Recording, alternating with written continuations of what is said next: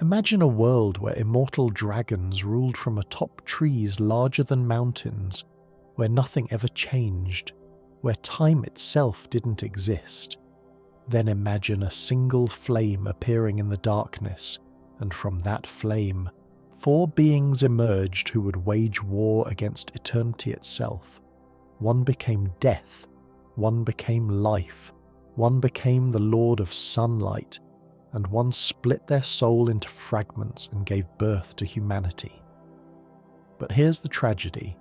After building the most glorious age the world had ever seen, the god of sunlight became so terrified of losing it that he walked into the dying flame and burned himself alive, creating a curse that would trap thousands of souls in an endless cycle, all believing they were heroes, never realizing they were just fuel.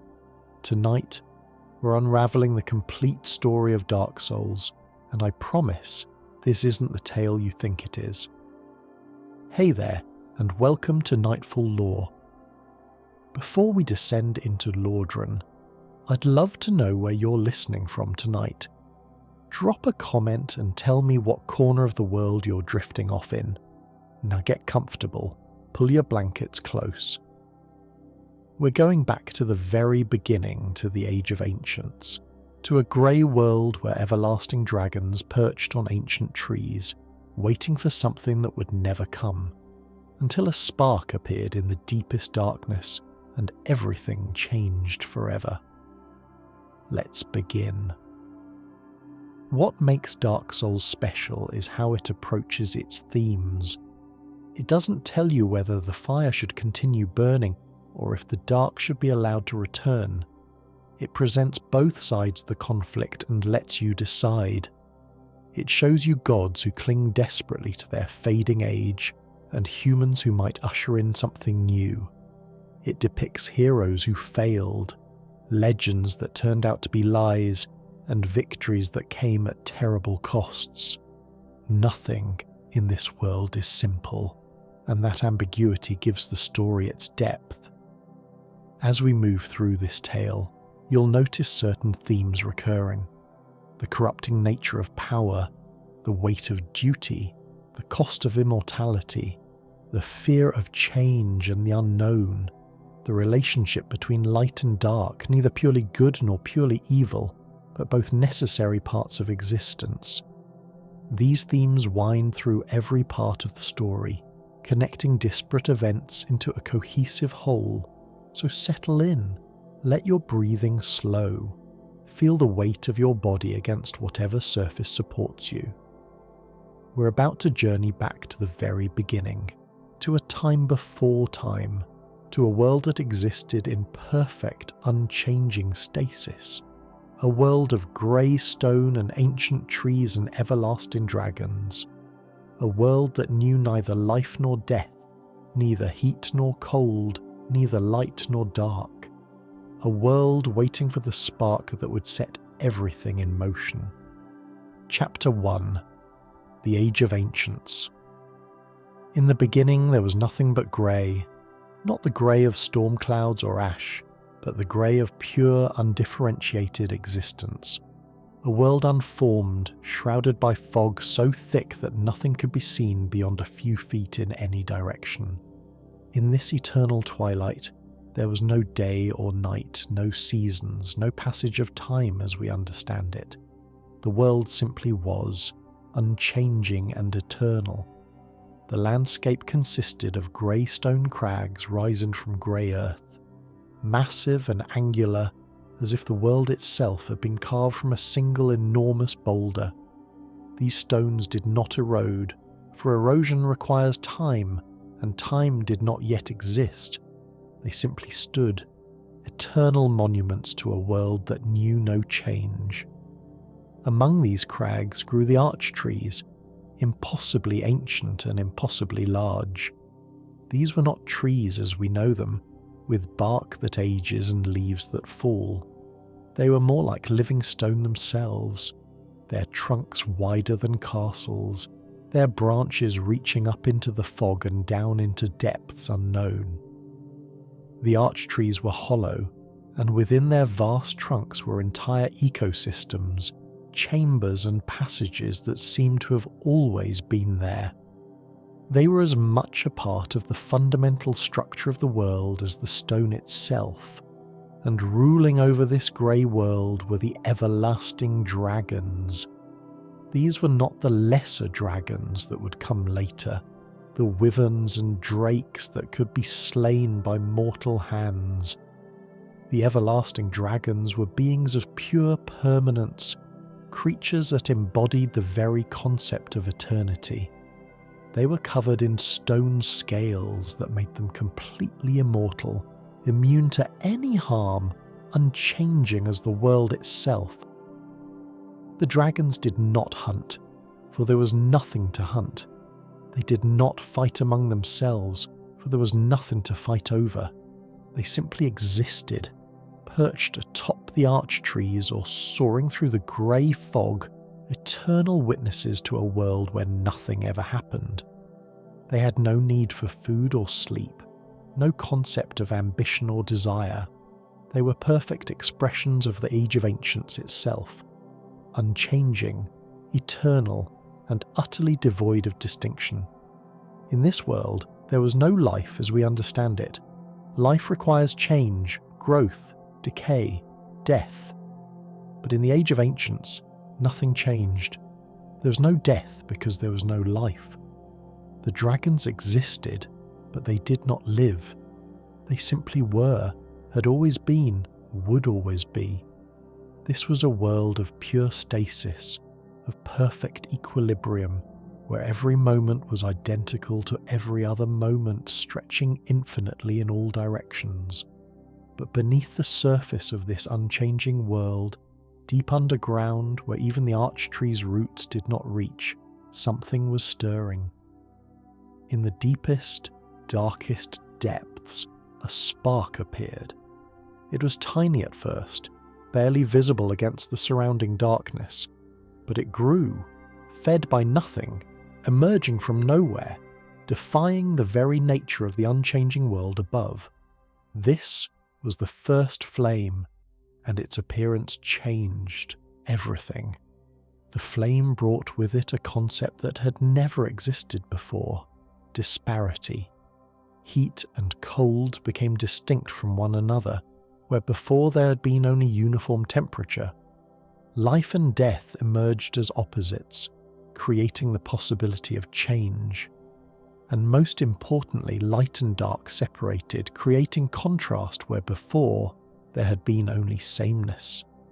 The first flame was not just fire as we understand it. It was the fundamental force of change itself, the thing that made difference possible. Before the flame, everything was the same. After the flame, things could be different from one another. This was the birth of duality, of opposition, of the dynamic that drives all change and growth and decay. The appearance of the first flame attracted beings from the dark. These were not the dragons who remained above, unaware or uncaring about the change happening below. These were new beings, creatures that had perhaps existed in the grey world but had been indistinguishable from it. Formless things waiting for the concept of form to exist. When the flame appeared, they gained identity, became individuals, separated from the uniform greyness of the world. 4 of these beings approached the flame and found within it the souls of lords. These were not ordinary souls, but powerful essences of fundamental concepts, distillations of the flame's power into distinct forms. Each being who claimed a lord's soul was transformed by it, elevated from a formless thing of the dark into something powerful and distinct, a being with identity and purpose. The first was Nito. He found the soul of death, and in that moment became the first dead thing. This seems paradoxical. How can you be the first to die and yet still exist? But Nito embodied death itself, became its avatar and administrator. His body transformed into a horrible mass of skeletons and bones. thousands of dead things fused together into a single being. He was death personified, the end of all living things, yet himself possessed of a terrible unlife. The second was a woman who had become known as the Witch of Izalith. She found the soul of life, the generative force, the power of creation and birth. Her soul gave her mastery over fire, the element of warmth and energy and transformation. She had daughters, 7 in total, who shared in her power. Together they represented the creative force, the power to bring forth new things into the world. The third was Gwyn. He found the most powerful of the Lord's souls, the soul of light. His soul blazed with the power of the sun itself, brilliant and terrible. When he claimed this soul, he became Lord Gwyn, tall and mighty, wielding the power of sunlight as a weapon. His soul was so powerful that it could be divided and shared without losing its essential strength, making him the mightiest of all the lords. And the fourth was the furtive pygmy, so easily forgotten. This small, unassuming being found the dark soul, hidden in the shadows cast by the flame. Unlike the others, the pygmy did not use the power of this soul for personal glory. Instead, the dark soul was split into countless fragments, each fragment becoming a spark of humanity. These fragments were distributed among beings who had become the first humans, giving them life and purpose but keeping each individual relatively weak. With their Lord's souls, these 4 beings looked up toward the world above, toward the grey wasteland ruled by the everlasting dragons, and they saw something that had never existed before: possibility. The dragons represented the old world, the unchanging age. But these new lords, empowered by the first flame, represented change itself. And so they decided that the Age of Ancients must end, and a new age must begin. The dragons were not tyrants. They had not claimed dominion over the grey world through conquest or oppression. They simply were, as they had always been. But that's precisely why they had to fall. The new age that the lords envisioned required change, and the dragons, eternal and unchanging, were the antithesis of change. As long as the dragons ruled, the world would remain grey and timeless. For the Age of Fire to begin, the Age of Ancients had to end. And so began the preparations for war, for the greatest conflict the world would ever know. The lords and their followers began to gather their strength, to prepare weapons and armies, to ready themselves for a battle against beings that could not be killed. It seemed an impossible task. How do you defeat immortality itself? How do you bring change to that which cannot change? But the lords had something the dragons did not: the power of the first flame, the force of change itself. And they had one other advantage, an unexpected ally who would prove crucial to their victory. One of the everlasting dragons was different from the others. His name was Seath, and he had been born without scales. While his brethren were clad in immortal stone, Seath's skin was pale and vulnerable. He was mortal where they were eternal, imperfect where they were perfect. And this difference, this single flaw in the perfect uniformity of dragonkind, would be the crack through which the entire Age of Ancients would crumble. Chapter 2: The Lord's Souls and Their Bearers. Before we delve into the war that would reshape the world, let's take a moment to understand the beings who would wage it. The 4 lords who claimed the souls from the first flame were not merely powerful, they were transformed into living concepts, embodiments of fundamental forces. Each brought something unique to the conflict, and each would shape the age that followed in profound ways. Gravelord Nito, first of the dead, was perhaps the most paradoxical of the lords. His very existence was a contradiction. He was death, yet he lived. His lord's soul had transformed him into a grotesque amalgamation of countless skeletons and bones, fused together into a single enormous being. Some of these skeletons hung from his frame like ornaments, while others formed his structure, creating a body that was both a single entity and a multitude. Nito's power was the power of death itself. He could unleash plagues and diseases, could bring death to anything that lived. But more than that, he was death's administrator, its overseer. He did not simply kill, he managed the natural order of mortality, ensured that death came to all things in their time. In a world that had known no death, where the dragons had existed eternally unchanged, Nito represented the end of that unchanging existence. What's fascinating about Nito is what he chose to do with his power. Unlike the other lords who would build kingdoms and gather followers, Nito descended into the darkness of the catacombs, into the tomb of the giants deep beneath the earth. There, surrounded by the bones of the dead, he remained, quietly overseeing death for all living things. He was not ambitious in the way Gwyn was, did not seek to shape the world in his image. He simply fulfilled his function, administering death to all things, waiting patiently in his tomb for the countless dead to join him.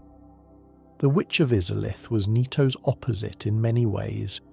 Where he represented death, she embodied life and creation.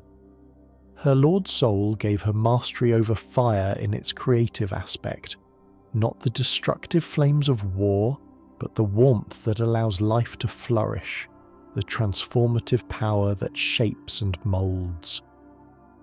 She had 7 daughters, and together they became masters of flame sorcery and pyromancy. The witch established a civilization in the underground realm of Izalith, a kingdom of fire and life. Her people developed their own culture, their own forms of magic. The witch and her daughters experimented with the power of souls and fire, pushing the boundaries of what was possible, seeking to understand and master the forces that had transformed them. Izalith became a centre of magical learning, a place where the secrets of the flame were studied and the nature of souls was explored. But there was something desperate in the witch's pursuit of knowledge, a fear lurking beneath her creative impulse. She had claimed the soul of life from the first flame, but that flame was not eternal. It would fade eventually, and when it did, what would become of her power? What would become of the life it had made possible? This fear would eventually drive her to a decision that would have catastrophic consequences, but that tragedy lay in the future. For now, she was one of the mighty lords, mistress of fire, mother of pyromancy. Then there was Gwyn, lord of sunlight, the mightiest of all the lords. His lord soul blazed with such intensity that he wielded the very power of the sun. He could hurl bolts of lightning that struck with the force of solar might. His presence was radiant, a beacon of light in a world that had known only grey. Where Nito retreated into darkness and the witch delved into her underground realm, Gwyn looked upward and outward, his ambition as bright as his soul. Gwyn was a warrior and a king. He gathered the mightiest fighters to his banner, forming an army of silver knights, who would become legendary for their skill and discipline. He had a family, a firstborn son whose name would later be stricken from history, a daughter named Guinevere whose beauty was renowned, and a younger son, Gwyndolin, whom Gwyn raised as a daughter due to the boy's affinity for the moon rather than the sun. Gwyn also had an uncle, Allfather Lloyd, suggesting that even before the Age of Fire, there had been some form of family structure, some primitive society among the beings who came from the dark. Gwyn envisioned a world of order, a civilization built on the power of the lords, with himself at its apex. He was not merely content to defeat the dragons, he wanted to build something in their place, a shining kingdom that would stand as a testament to the power of the flame. Anor Londo, the city of the gods, would be his masterpiece, a place of beauty and light high above the world, where he and his fellow lords could rule over the age they had created. And finally, there was the furtive pygmy so easily forgotten. This being claimed the Dark Soul, but unlike the others who used their lord souls for personal power, the pygmy did something different. The Dark Soul was split into countless fragments, each fragment becoming what was known as humanity. These fragments of the Dark Soul were given to small, weak beings who became the first humans. Why did the pygmy do this? The motivations remain mysterious. Perhaps it was an act of generosity, sharing power rather than hoarding it. Perhaps it was strategic, creating many weak beings rather than one powerful one, ensuring that even if individual humans died, humanity as a whole would persist. Or perhaps the nature of the Dark Soul itself demanded fragmentation. Darkness, after all, is not a single thing but the absence of light, existing in many places at once. Whatever the reason, this choice would have profound implications.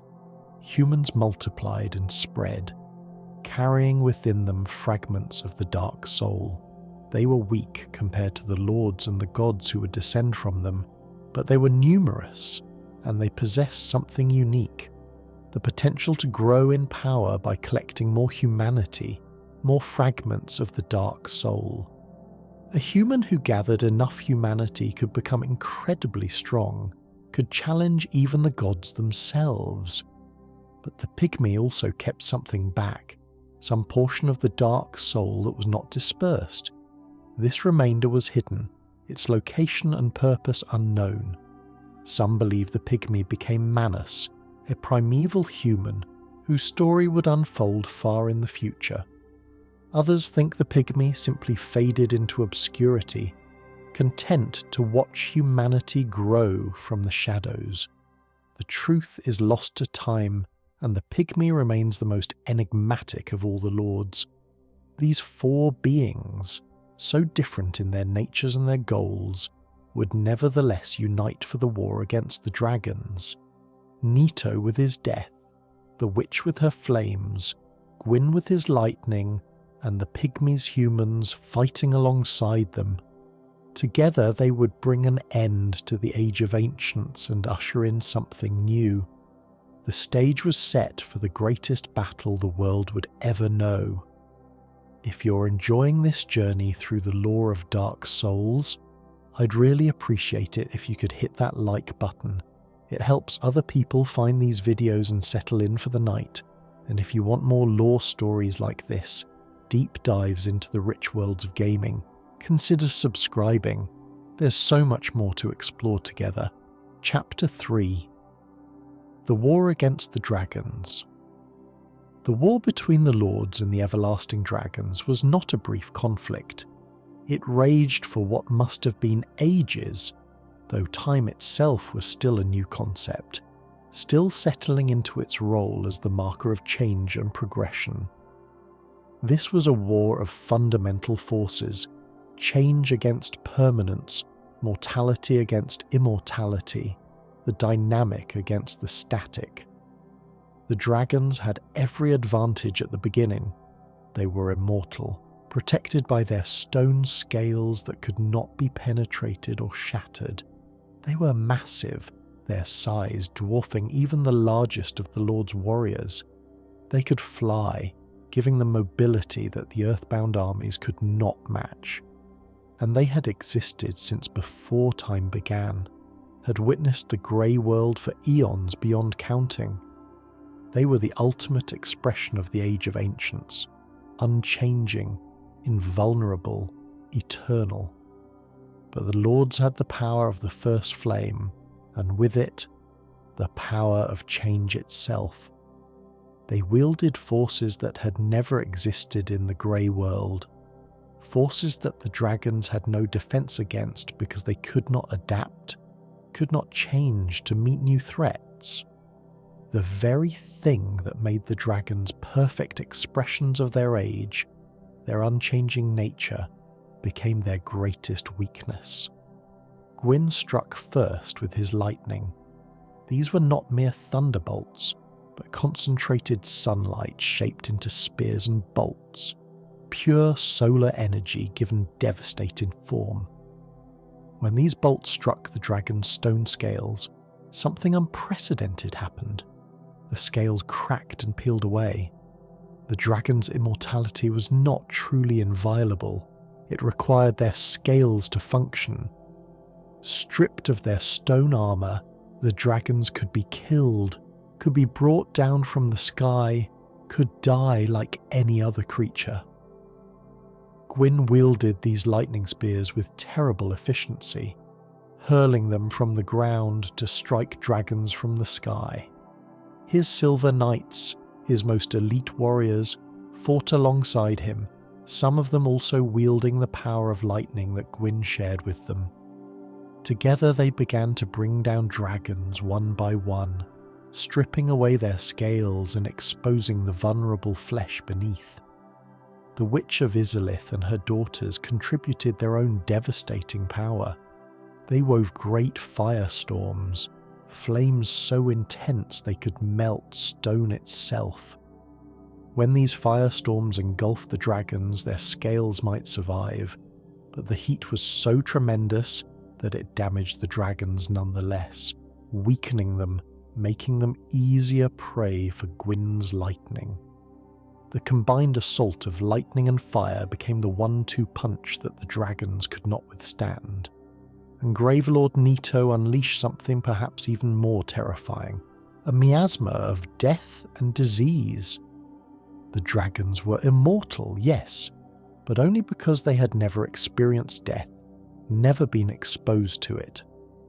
When Nito's plague washed over them, their bodies, which had never known disease, had no defences against it. The plague seeped into their lungs, corroded their flesh beneath their scales, brought pain and suffering to creatures who had never known such things. Even if it did not kill them directly, it weakened them, made them vulnerable, turned their existence from eternal peace into agony. But the true turning point of the war came from an unexpected source: betrayal from within the ranks of the dragons themselves. Seath the Scaleless, born without the stone scales that granted his kin immortality, had lived his entire existence in envy and bitterness. While his brethren flew eternal and invulnerable, he was weak, vulnerable, mortal.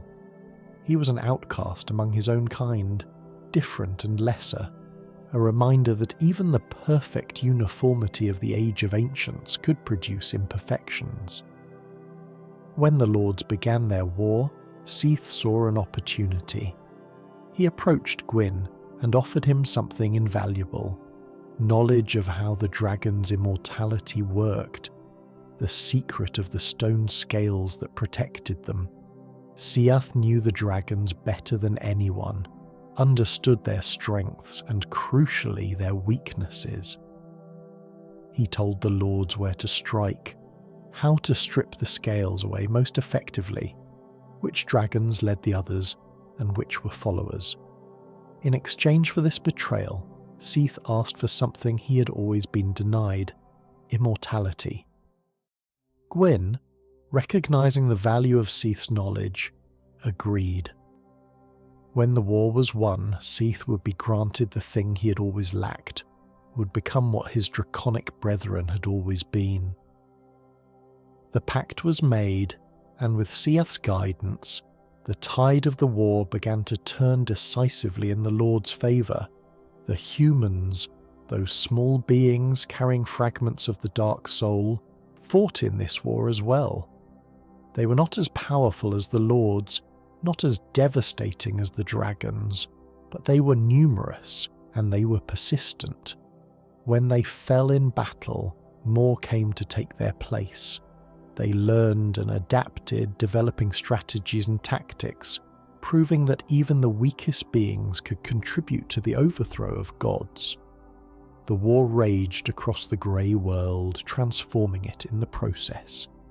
The arch trees were scarred by fire and lightning. The stone crags were stained with the blood of dragons and the ash of the fallen. The fog itself seemed to thin, as if the very atmosphere of the world was changing, the grey giving way to something more dynamic, more alive. One by one, the everlasting dragons fell. Their massive bodies crashed to the earth, their stone scales shattered, their eternal existence brought to a final, definitive end. Some dragons tried to flee, soaring away into distant lands where the Lord's armies could not immediately follow. Others fought to the bitter end, accepting death rather than abandoning their realm. But in the end, the result was the same. The Age of Ancients was over. The last of the great dragons was brought down in a final apocalyptic battle. Lightning and fire filled the sky. The earth itself shook with the impact of their fall. And when the dust settled, when the fires burned low and the lightning faded, the world was transformed. The grey fog had lifted, revealing a sky of blue and clouds of white. The light of the first flame, no longer confined to the depths, spread across the world, bringing warmth and illumination. The Age of Fire had begun. Seath, the Scaleless, received his reward. Gwyn granted him the title of Duke and gave him permission to conduct research in grand archives that would be built for him. More importantly, Seath was given the means to achieve the immortality he had always envied in his draconic kin. He would become a vital part of the New Age, a learned scholar and advisor to the gods, his betrayal of his own kind forgiven in light of the crucial role he had played in their downfall. The surviving dragons scattered to the far corners of the world. Some descended into madness, or became twisted, corrupted versions of what they had once been.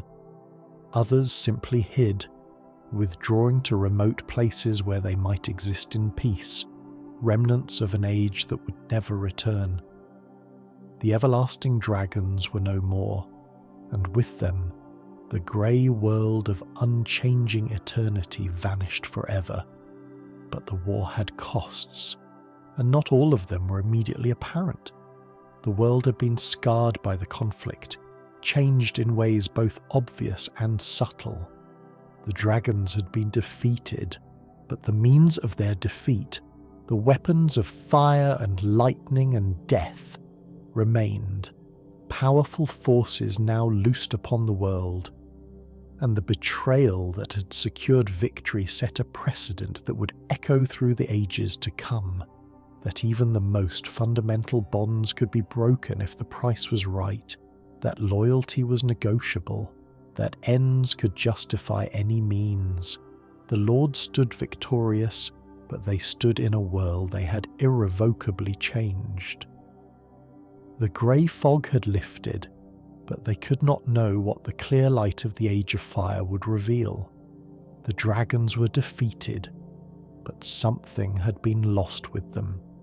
A kind of perfect equilibrium, a world where nothing could go wrong because nothing could change. Now, in this new age of fire and change and possibility, anything could happen. And that possibility was as terrifying as it was liberating. Chapter 4, The Age of Fire and Its Glory. With the dragons defeated and the Age of Ancients ended, the Lord set about building the world they had envisioned. The first flame burned bright, spreading warmth and light across lands that had only known grey. Time, which had been an uncertain thing, settled into a steady flow. Days and nights began to cycle, seasons turned, living things grew and died and were replaced by new life. The world was dynamic, alive, full of possibility. Gwyn, Lord of Sunlight, established his kingdom high atop the world. Anor Londo, the city of the gods, rose from the mountaintops, a place of impossible beauty and grandeur. Its architecture was designed to inspire awe. Towering cathedrals with spires reaching toward the sun, massive halls supported by pillars the size of ancient trees, bridges spanning impossible distances, all crafted from white stone that gleamed in the light. The city was more than just beautiful, it was a statement of power and permanence. After defeating the eternal dragons, Gwyn wanted to create something that would last just as long, a monument to the Age of Fire that would stand for all time. Every structure was built to massive proportions, sized for beings larger than ordinary humans, reflecting the godly stature of those who would dwell there. Gwyn populated Anor Londo with his family and his most trusted knights. His daughter Guinevere, whose beauty was legendary, presided over the Cathedral of Sunlight. His younger son Gwyndolin, raised as a daughter and given dominion over the moon and the dark, oversaw the mysteries of the darkened cathedral. His knights, elite warriors who had fought in the war against the dragons, served as both protectors and administrators of the realm. Among these knights were 4 who stood above all others, Gwyn's greatest warriors. Dragonslayer Ornstein was perhaps the most famous, a warrior of such skill that he served as Gwyn's personal captain and was considered the finest warrior among all the gods. He wielded a massive lance capable of channeling lightning and was known for his lion-like armour, a fierce and loyal defender of Anor Londo. Hawkeye Guff was a giant among giants, a master archer whose shots never missed, who could bring down dragons from distances so great they could not even see him. Despite his massive size and fearsome skill, Guff was also thoughtful and philosophical, a warrior who understood the weight of what he did and the cost of the victories he won. Lord's Blade Kiran was an assassin, a master of twin blades who moved through shadows and struck before her enemies knew she was there. She was devoted to her duty and, it was whispered, devoted to one knight in particular, though she kept her feelings carefully hidden. Her weapons were legendary, the Gold Tracer and Dark Silver Tracer, blades that could cut through armour as if it were paper. And then there was Knight Artorias, the Abyss Walker. He was Gwyn's champion, a warrior of unmatched skill with a great sword and an unbendable will. Artorias was known for his hatred of the Servants of Dark, particularly the Dark Wraiths who would later threaten New Londo. He had a companion, a great grey wolf named Seath, who fought at his side and shared his adventures.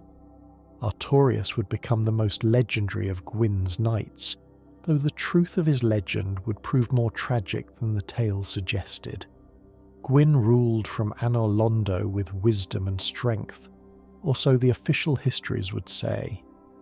He distributed fragments of his lord's soul to his most trusted allies, sharing his power with the 4 kings of New Londo, with Seath the Scaleless for his role in the war, and with his children.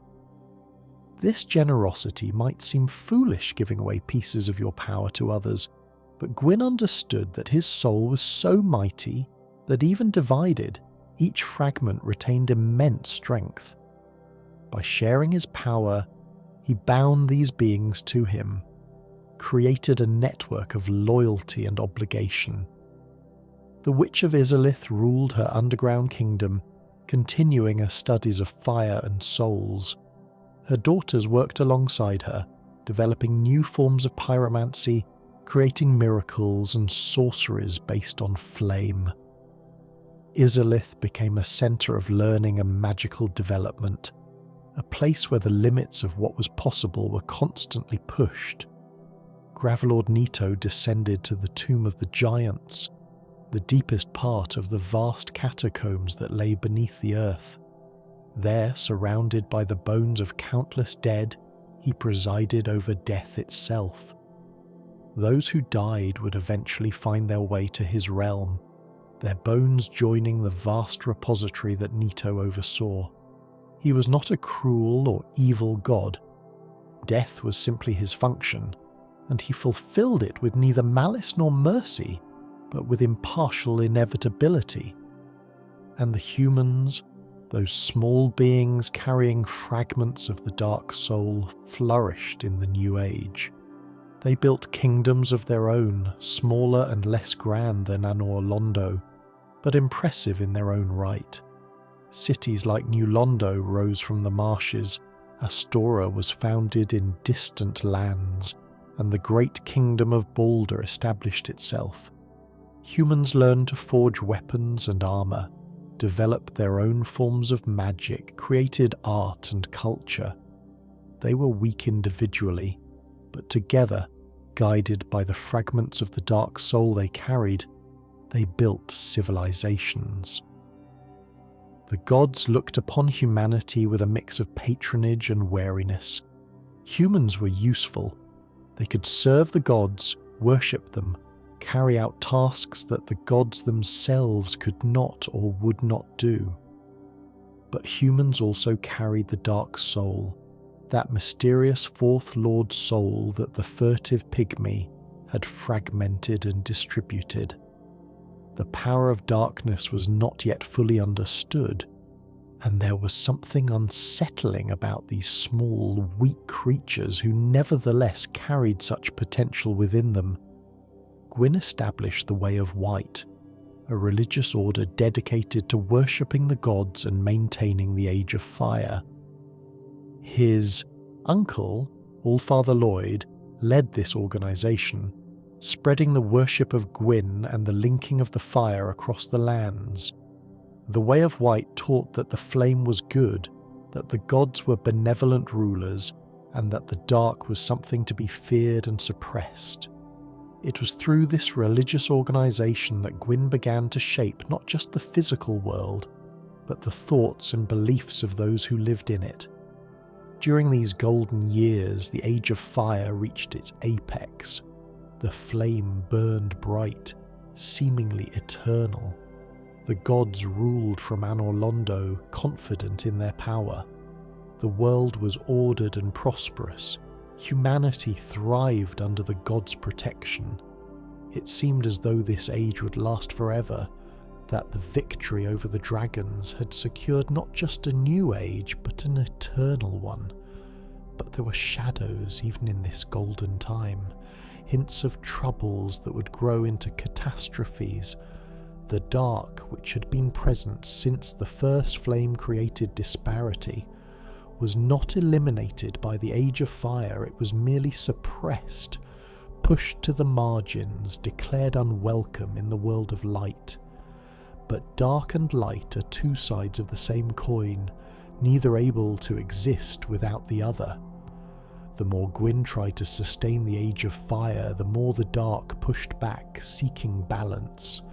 Some humans began to explore the power of the dark soul fragments they carried. They discovered that by collecting humanity, by gathering more fragments of the dark soul, they could grow immensely powerful, strong enough to challenge even the god's servants. These humans were dangerous, unpredictable, not bound by the same rules and loyalties that governed the gods and their followers. They represented something wild and untamed, a force that could not be easily controlled or directed. There were also questions about what would happen when the first flame inevitably faded.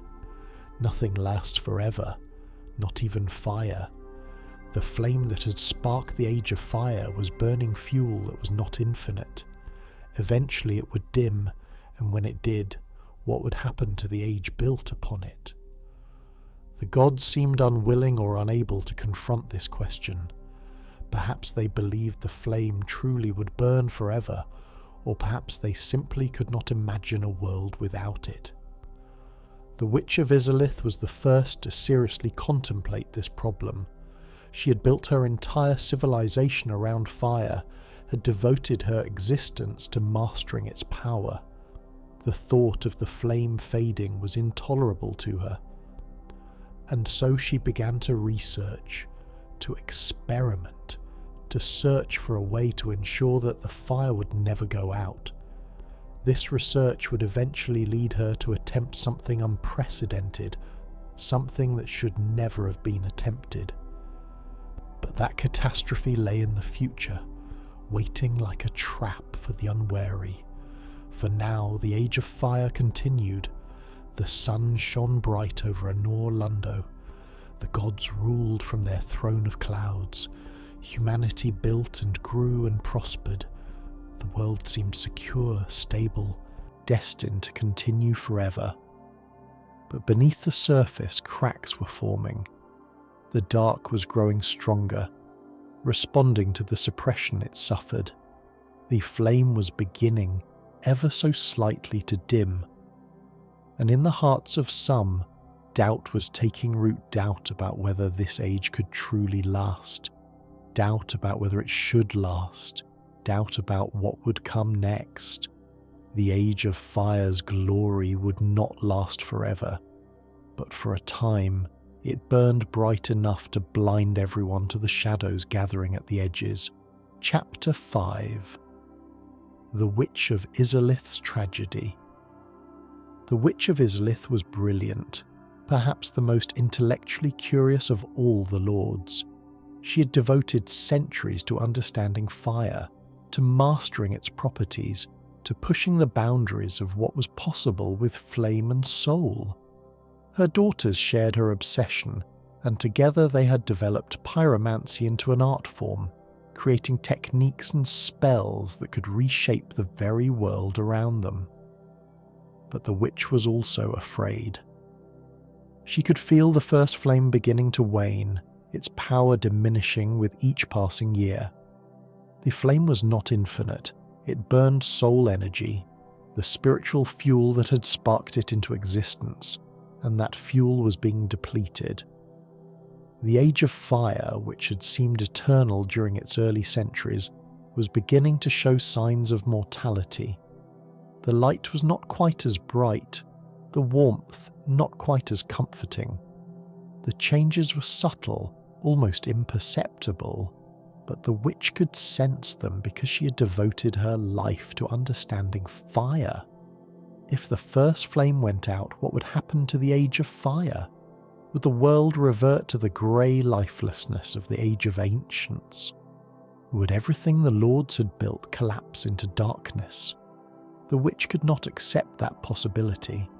She had spent too long mastering fire, had built too much around it. The thought of losing it was unbearable. And so the witch conceived a plan both brilliant and catastrophically foolish. She would recreate the first flame, using her lord's soul as a catalyst, using all the knowledge and power she'd accumulated over the centuries. She would spark a new flame, one that would burn forever, ensuring that the Age of Fire would never end. It was an audacious goal, perhaps the most ambitious magical working ever attempted. The witch believed she could succeed because she had to succeed. The alternative was unthinkable. Deep in her chambers in Izalith, surrounded by her daughters and her most trusted followers, the witch began the ritual. She poured her lord's soul, the soul of life itself, into the working. She channeled every ounce of power she possessed, reached deep into the fundamental forces of reality, tried to recreate the miracle that had sparked the first flame into existence at the dawn of the Age of Fire. For a moment it seemed to work. A flame sparked into existence, bright and powerful, fed by the witch's lord soul. But something was wrong. The witch had tried to recreate the first flame, but she didn't fully understand what the first flame was. It wasn't just fire, it was the force of disparity itself, the thing that made change and difference possible. She'd tried to create that fundamental force, but what she created was something else, something twisted and corrupted. The flame she birthed was not the pure, life-giving fire of the first flame, it was the chaos flame, a wild, uncontrolled conflagration that consumed everything it touched. The chaos flame burned not, with the ordered warmth of the first flame but with mad, destructive hunger.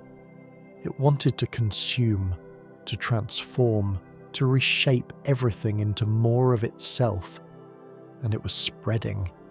The ritual went catastrophically wrong. The chaos flame exploded outward from the witch's chamber, consuming Izalith in moments.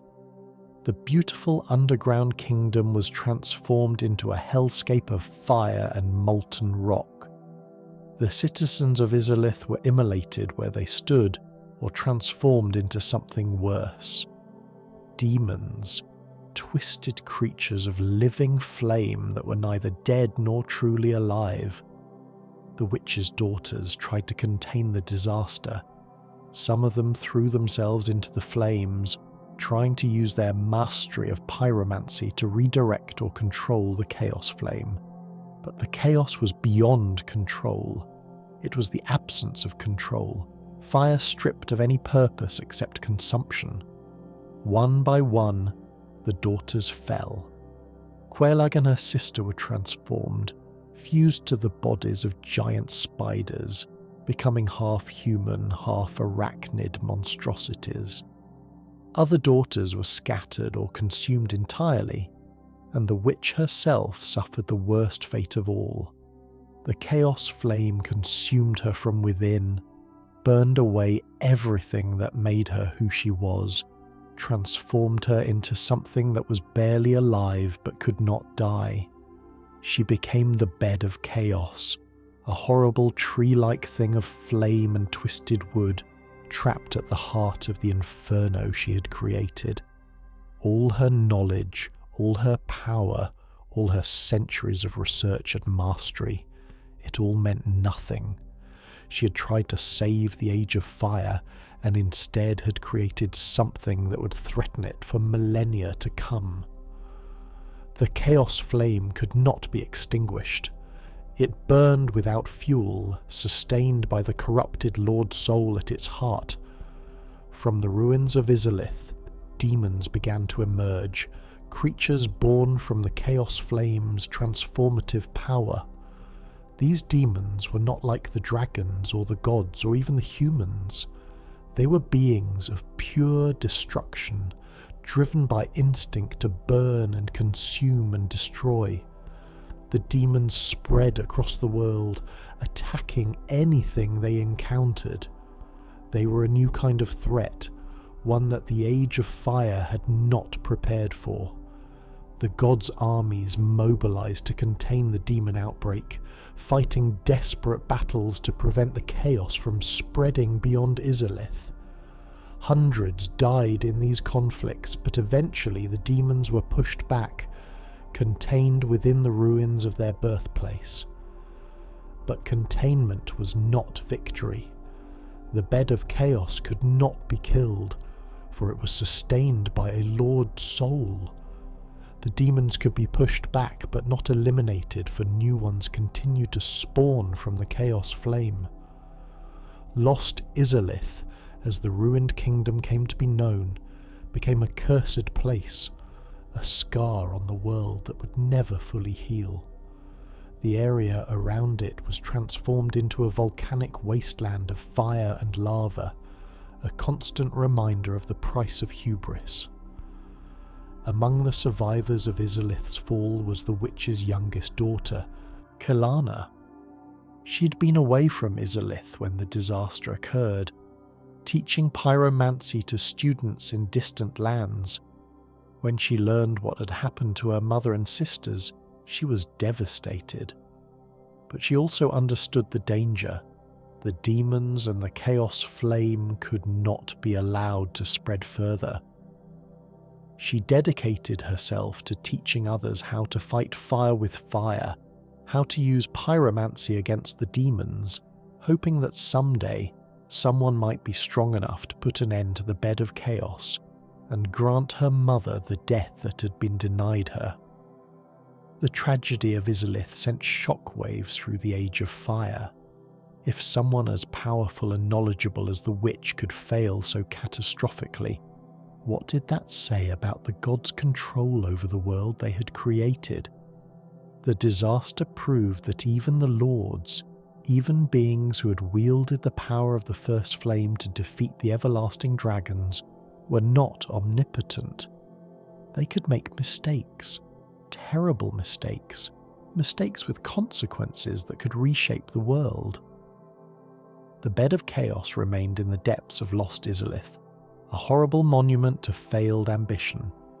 The demons continued to spawn, continued to threaten the world above, and the lesson was clear. The first flame could not be recreated, could not be replaced. When it faded, as it inevitably would, there would be no backup, no second flame to light when the first went dark. The Age of Fire was mortal and everyone now knew it. Chapter 6. The Fading of the Flame. Centuries passed after the disaster at Izalith. The demons were contained, though never fully eliminated. The gods continued to rule from Anor Londo. Humanity continued to build and grow. But something fundamental had changed. The illusion of permanence had been shattered. Everyone now knew that the Age of Fire would not last forever, that the first flame was slowly dying, that the world they had built was temporary. For Gwyn, this knowledge was intolerable. He had devoted his entire existence to building and maintaining the Age of Fire. He had fought the dragons, established Anor Londo, shared his power with trusted allies, created an entire civilization based on light and fire. The thought of it all fading into dark was more than he could bear. The dark represented everything he opposed: chaos, unpredictability, the absence of order. He saw the dark as the enemy of all he had built, a force that would undo everything he had accomplished. As the first flame continued to dim, subtle changes began to occur across the world. The days grew slightly shorter, the nights slightly longer. The warmth that had blessed the land began to fade, and winters grew harsher. Most troubling of all, a strange affliction began to appear among humans: the undead curse. Those afflicted with the undead curse stopped aging. They could not die, not truly. When they were killed, they would eventually return, their bodies reconstituting, their consciousness reforming. But there was a terrible price for this immortality. Each time an undead died and returned, they lost a piece of themselves. Memories faded, personality eroded, emotions became muted. Eventually, after enough deaths, an undead would lose themselves entirely, becoming hollow, a mindless shell that attacked anything it encountered, driven by base instinct and an endless, insatiable hunger.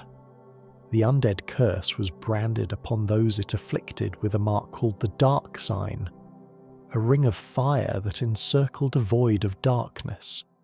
This mark appeared somewhere on the undead's body, often on the chest or shoulder, and it would burn there forever, a constant reminder of their curse. The Dark Sign was more than just a mark.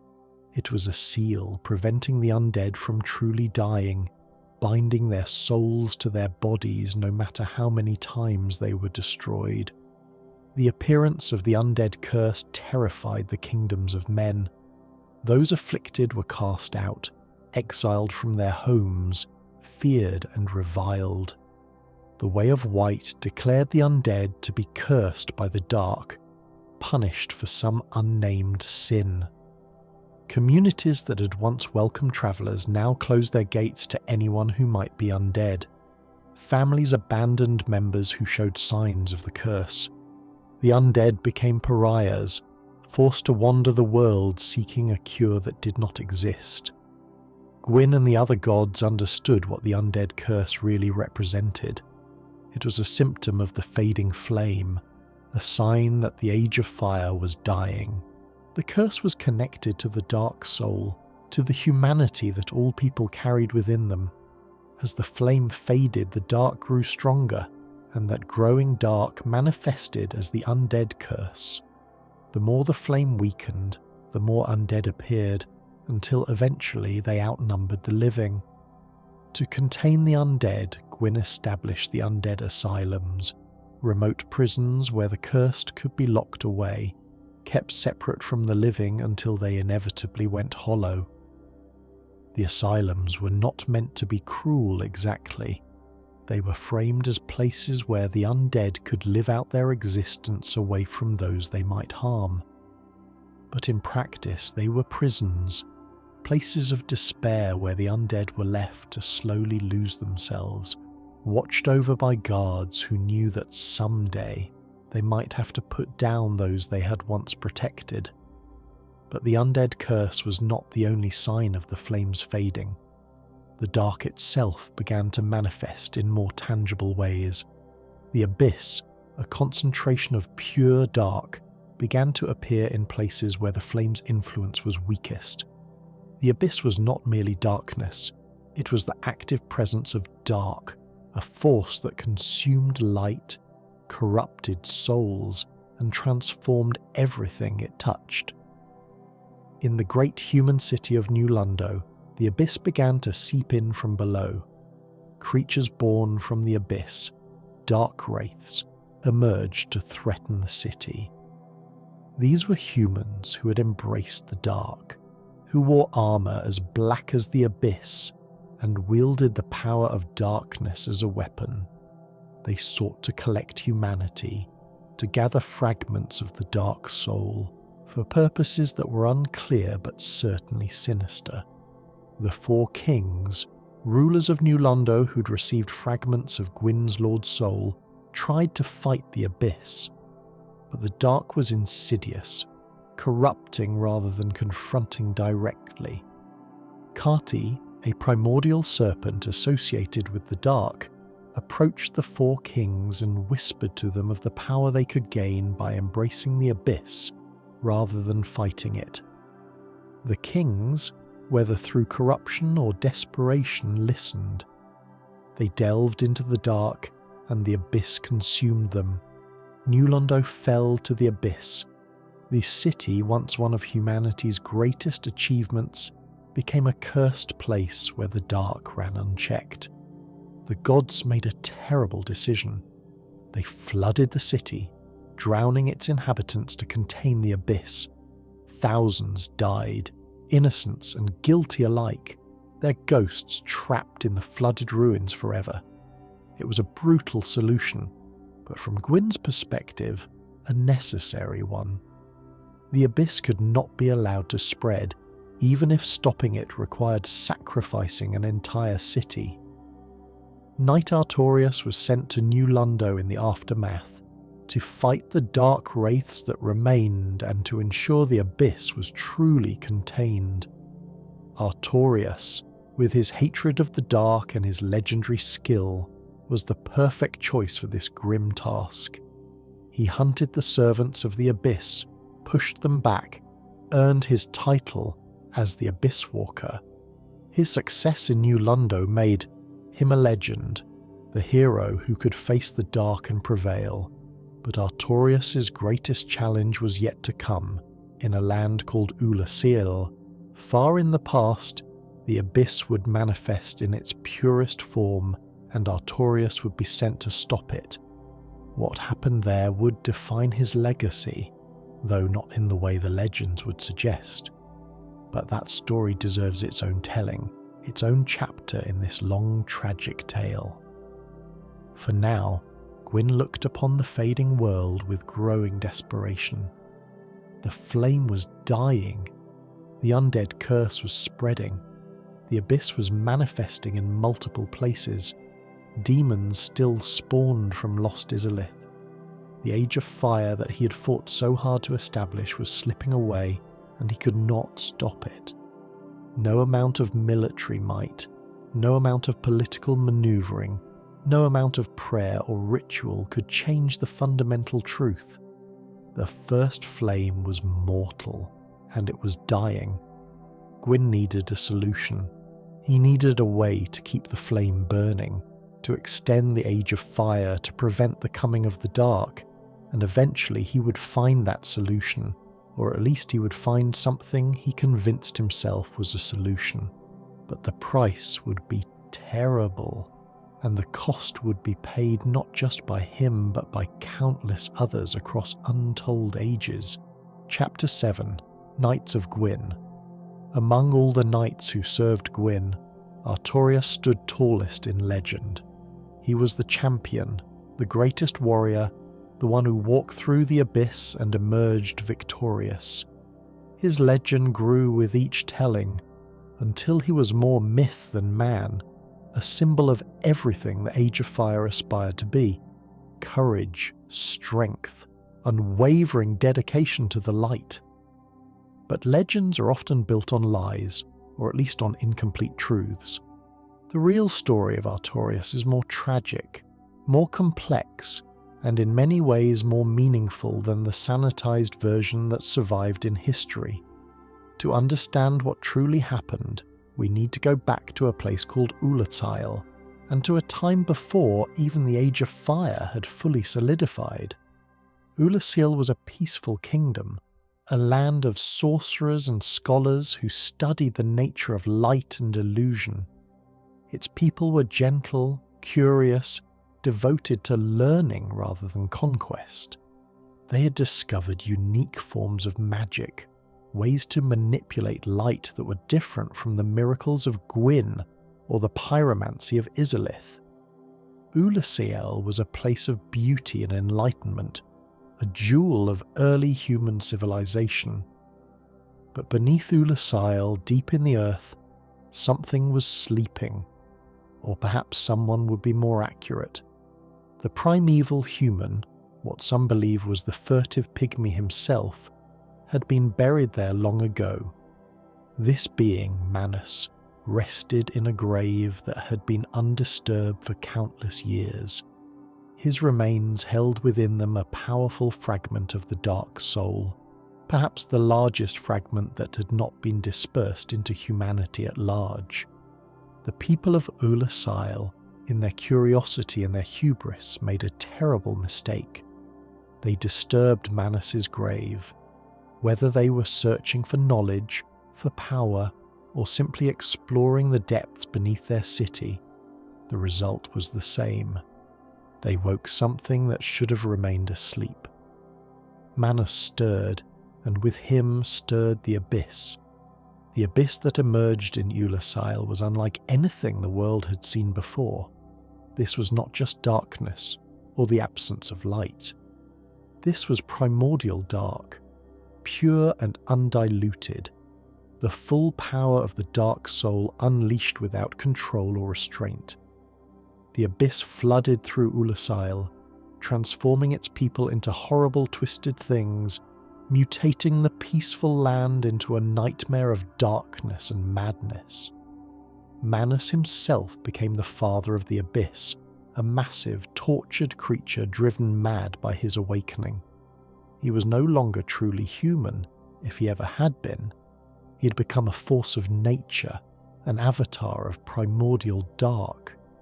His humanity had run wild, the fragments of the dark soul within him growing into a terrible, uncontrolled power. And in his madness, he reached across time itself, pulling warriors from the future into his era, seeking something he had lost, his precious, broken pendant. When word of Izalith's fall reached Gwyn, he knew what had to be done. The abyss could not be allowed to spread, could not be permitted to consume any more of the world. He sent his greatest knight, Artorias the Abyss Walker to contain the disaster. Artorias had proven himself against the dark wraiths of New Londo. If anyone could face Manus and the Abyss, it would be him. Artorias prepared carefully for this mission. He knew he would be facing the dark in its purest form, that the Abyss would try to corrupt him as it had corrupted so many others. He commissioned a special shield, a great shield inscribed with ancient runes and blessed by powerful sorceries, designed to protect its bearer from the corrupting influence of the Abyss. With this shield, his legendary greatsword, and his loyal wolf companion Seath at his side, Artorias descended into Ulasil. At first, Artorias fought well. He pushed through the corrupted citizens of Ulasil, battled the twisted creatures born from the Abyss, made his way deeper toward Manus at the heart of the darkness. His skill was everything the legends would later say it was. He was a whirlwind of steel and determination, cutting through the dark. But the Abyss was too strong. Even with his shield, even with his incredible skill, Artorias could not completely resist its influence. The dark crept into him, corrupting him from within. His left arm, the one that held his great shield, was broken, rendered useless. Rather than retreat, rather than admit defeat, Artorias made a desperate choice. He gave his great shield to Seath, protecting his beloved companion from the corruption that was consuming him. Then he continued forward with only his sword, knowing he could not win but refusing to give up. The Abyss took him. Artorias fell, not to death but to corruption. The dark consumed him from within, twisted him, turned him into a servant of the very thing he had come to destroy. The greatest knight of Gwyn, the legendary Abyss Walker, became a mad, corrupted thing, wandering the ruins of Ulasil, attacking anything that moved with mindless ferocity. But even corrupted, even driven mad by the Abyss, Artorias retained a shadow of his former skill.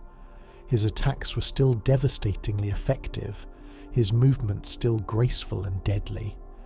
He had become a tragic figure, a great hero reduced to a monster, his legendary strength turned against anyone who encountered him. Seath remained nearby, unable to help Artorias but unwilling to leave him. The wolf took shelter behind a grave marker surrounded by lesser abyssal creatures, protected by the shield Artorias had given him. Seath waited there, guarding the grave of Artorias and another knight who had fallen to the Abyss, maintaining a lonely vigil in the darkness. Eventually, a chosen undead from the future would travel back to this time, pulled by Manus's grasping reach across the ages. This undead would face Artorias, would be forced to kill the legendary knight to put an end to his suffering, and then, descending deeper still, the undead would confront Manus himself, defeating the Father of the Abyss and bringing an end to the disaster that had consumed Ulasil. But even with Manus defeated, the damage was done. Ulasil was destroyed, its people lost, its knowledge scattered. The beautiful land of scholars and sorcerers became a cursed place, eventually even forgotten by history.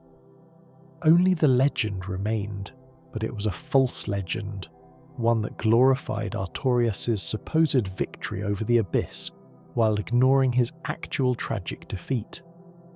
The truth was too painful for Gwyn and the other gods to accept. They could not admit that their greatest knight had fallen to the very dark he was supposed to conquer, so they rewrote the story, turned defeat into victory, created a legend that would inspire others rather than reveal the terrifying power of the Abyss. Artorias became a symbol of hope, proof that the dark could be defeated, even as his actual fate proved the opposite. But some remembered the truth. Sieran, Lord's Blade and secret admirer of Artorias, knew what had really happened. When the Chosen Undead returned from the past with Artorias' soul, Kieran begged for it, wanted to lay it to rest properly, to honour the man rather than the legend. Hawkeye Goff, isolated and forgotten, remembered his friend and mourned him, and Seath, when later encountered in the future, would recognise any undead who had rescued him from the abyss, would show reluctance to fight someone who had shown him kindness in that dark time. The fall of Artorias was a turning point. If even the mightiest knight could fall to the abyss, what hope was there for anyone else? The dark was not just strong, it was actively hostile to the Age of Fire, a force that could corrupt and consume even the most dedicated servants of light. Gwyn's fear of the dark deepened into something approaching paranoia. The dark had to be contained, suppressed, eliminated if possible.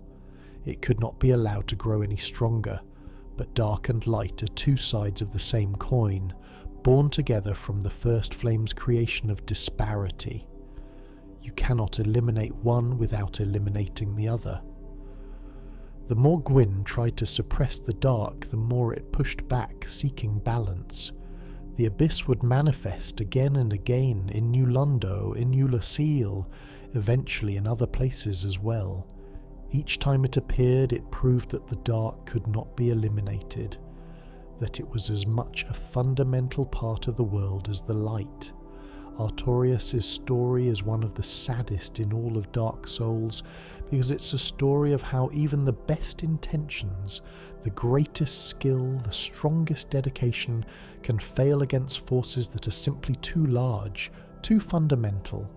He did everything right. He prepared. He fought with all his strength. He refused to give up even when hope was lost, and still he fell. His story is a reminder that heroism is not enough, that sometimes the enemy is simply too strong, that failure is possible even for the greatest among us. And yet, there's something noble in his failure too. Artorias faced the abyss knowing the risk, understanding that he might fall, and he went anyway because someone had to try. Even knowing the ending now, knowing that he would be corrupted and eventually killed, would we want him to have made a different choice? Would we want him to have refused the mission, to have let Ulasiel fall without attempting to save it? His failure was tragic, but the attempt was heroic, and perhaps that's enough. Chapter 8. Gwyn's Sacrifice. As the centuries wore on and the first flame continued to fade, Gwyn became increasingly desperate. The undead curse was spreading faster. The abyss was manifesting in multiple locations. Demons still spawned from lost Izalith, and the very fabric of the Age of Fire seemed to be unravelling. Gwyn had tried everything he could think of to preserve his age. He had suppressed the dark, exiled the undead, fought the abyss at every turn. But none of it was enough. The flame continued to dim, and with it, the Age of Fire continued its slow march toward extinction. Then Gwyn discovered something, or perhaps he had known it all along and simply resisted accepting it until no other option remained. The first flame could be rekindled. It was possible to fuel the flame with a powerful soul, to burn that soul as kindling and use its energy to restore the flame's strength. The cost would be terrible. The soul would be completely consumed, and the being who offered it would be destroyed. But it would work. The Age of Fire could be extended. This discovery should have brought hope. But Gwyn understood the implications immediately. Rekindling the flame would not solve the underlying problem. The flame would eventually fade again, and when it did, another powerful soul would need to be sacrificed, and then another, and another. The Age of Fire could be extended indefinitely, but only through constant sacrifice, an endless chain of beings throwing themselves into the flame to burn away to nothing. Gwyn faced an impossible choice. He could let the flame die naturally, allowing the Age of Dark to begin. The dark was not his enemy in any objective sense. It was simply the other half of the cycle, the necessary balance to the Age of Fire. An Age of Dark would not mean the destruction of the world, merely its transformation into something different, something governed by dark rather than light, probably ruled by humans rather than gods. But to Gwyn, raised in the Age of Fire, devoted to light and order, shaped by centuries of fighting the dark, the idea of an Age of Dark was intolerable. Everything he had built, everything he was, existed because of the flame. How could he allow it to die? How could he permit the dark to triumph after fighting it for so long? The dark represented chaos, the unknown, forces he could not control. Letting it take over felt like betrayal of everything he had accomplished. So Gwyn made his choice. If a powerful soul was required to rekindle the flame, he would offer his own. He was Lord Gwyn, possessor of one of the original Lord Souls, the most powerful being in existence. If his soul could fuel the flame, could buy more time for the Age of Fire, then he would make that sacrifice. It was his duty as Lord, his responsibility as the one who had built this age. Gwyn distributed what remained of his kingdom, setting things in order before his departure. He left his daughter Guinevere in charge of Anor Londo, maintaining the illusion that the gods still ruled from their throne of clouds. He entrusted his younger son Gwyndolin with protecting Anor Londo's secrets, with preserving the image of power even as the reality faded. He scattered the remaining fragments of his Lord Soul to trusted servants who might use that power to defend what remained of his age. Then Gwyn took his Silver Knights, his most loyal and trusted warriors, and began the long journey to the kiln of the First Flame. This place existed at the very foundation of the world, beneath everything else, where the First Flame had sparked into existence at the dawn of the Age of Fire.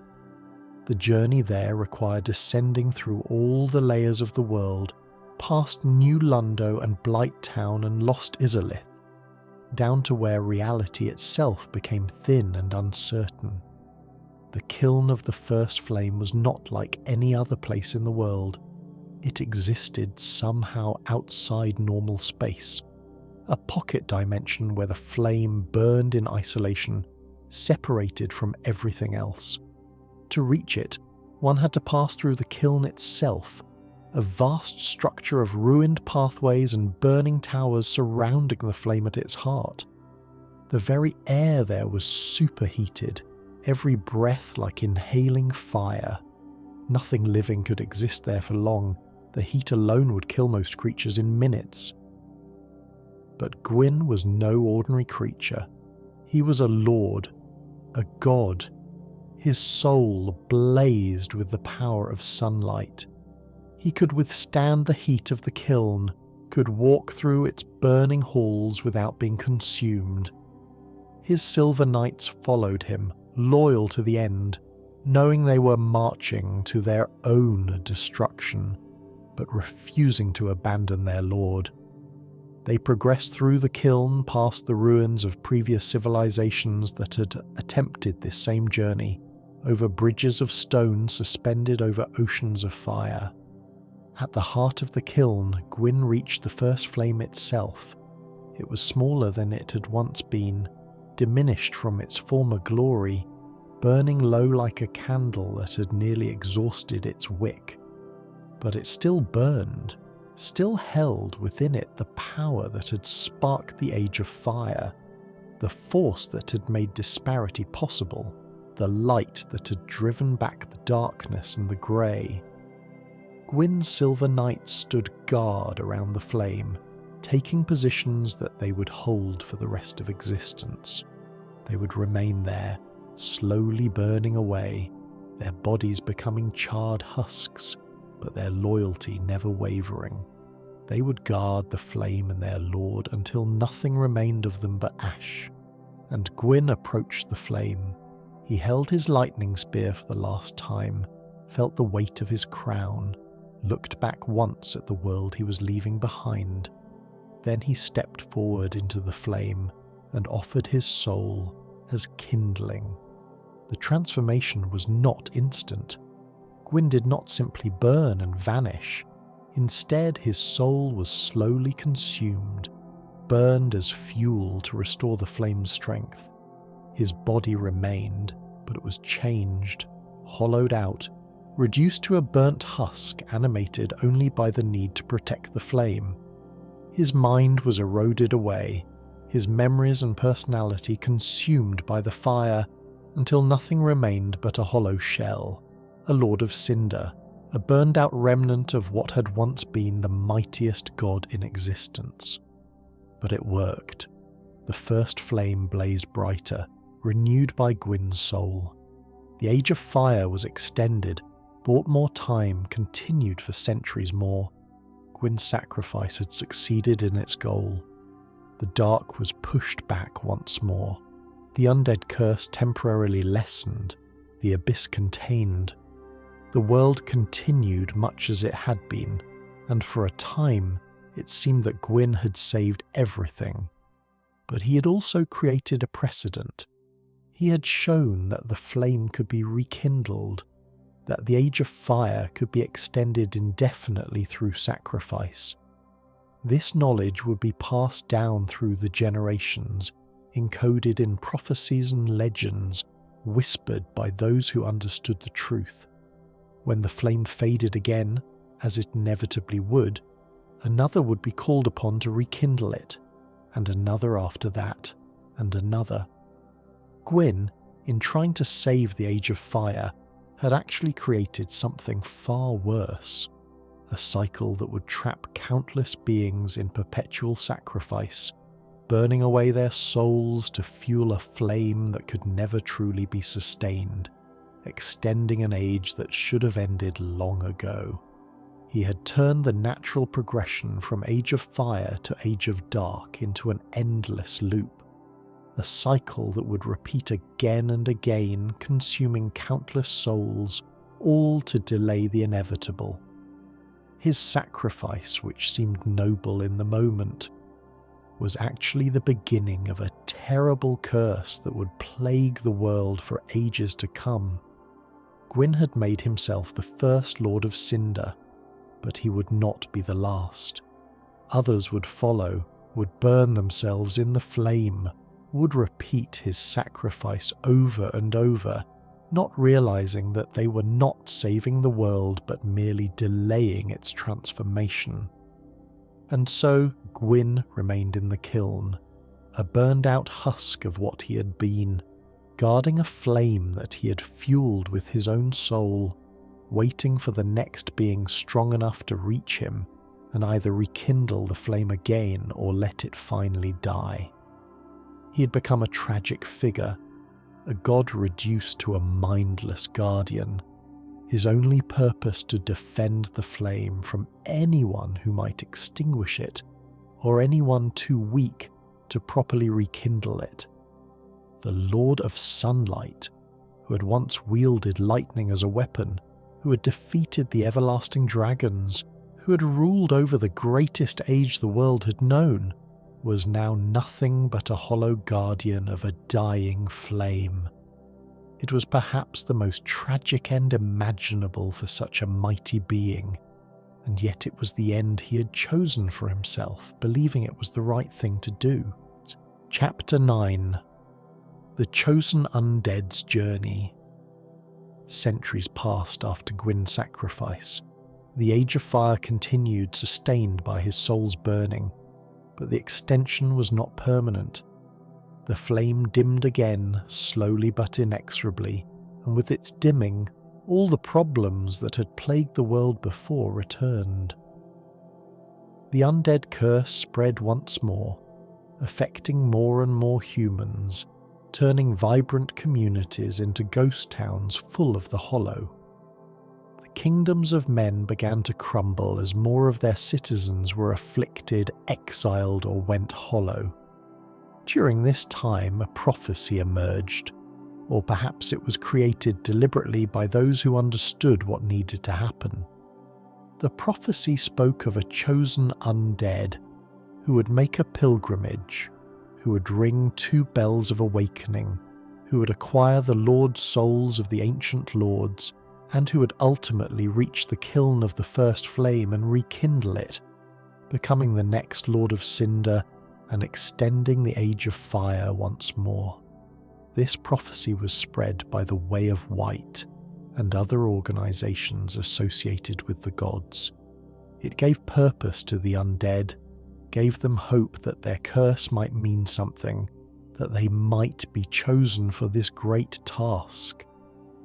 Many undead began pilgrimages, attempting to fulfill the prophecy, seeking the bells of awakening. Most failed, dying or going hollow before accomplishing anything. But the attempt kept them moving, kept them from simply giving up and hollowing immediately. In truth, the prophecy was a manipulation, a way to ensure that powerful undead would continue to make their way to the kiln, that someone would eventually be strong enough to rekindle the flame. The gods needed powerful souls to fuel the flame, and the best way to identify such souls was to set up challenges that would winnow out the weak and guide the strong exactly where they needed to go. One such undead awoke in the Undead Asylum, a remote prison in the far north where the cursed were exiled. This undead had been locked away, left to go hollow like so many others. But unlike most, this one retained their sanity, their sense of self. A mysterious knight named Oscar of Astora, himself an undead on a pilgrimage, dropped a key into the undead's cell before succumbing to his own wounds, giving the undead a chance to escape. The undead fought their way out of the asylum, battling through hollows and facing the monstrous asylum demon that guarded the exit. Upon defeating the demon and escaping, the undead was taken by a giant crow to Lordaeron, the land where the events of the prophecy would unfold. The crow left the undead at Firelink Shrine, a sanctuary that served as a hub for undead pilgrims, where a bonfire burned eternal and a melancholy firekeeper tended it. At Firelink Shrine, the undead learned of the prophecy from a helpful character named Crestfallen Warrior, himself an undead who had given up on fulfilling it. The prophecy was clear: ring the bells of awakening, one in the church above, one in the ruins below. The bells would summon something. No one was quite sure what, but ringing them was the first step on the pilgrimage. The undead set out, journeying first through the undead burg and into the undead parish, fighting through countless hollows, hollow soldiers who had once been warriors but had lost themselves to the curse. These weren't monsters. They had been people once, had families and dreams and purposes. The curse had stripped all that away, leaving only violent shells that attacked anything that moved. Fighting them was mercy in a way, releasing them from their cursed existence.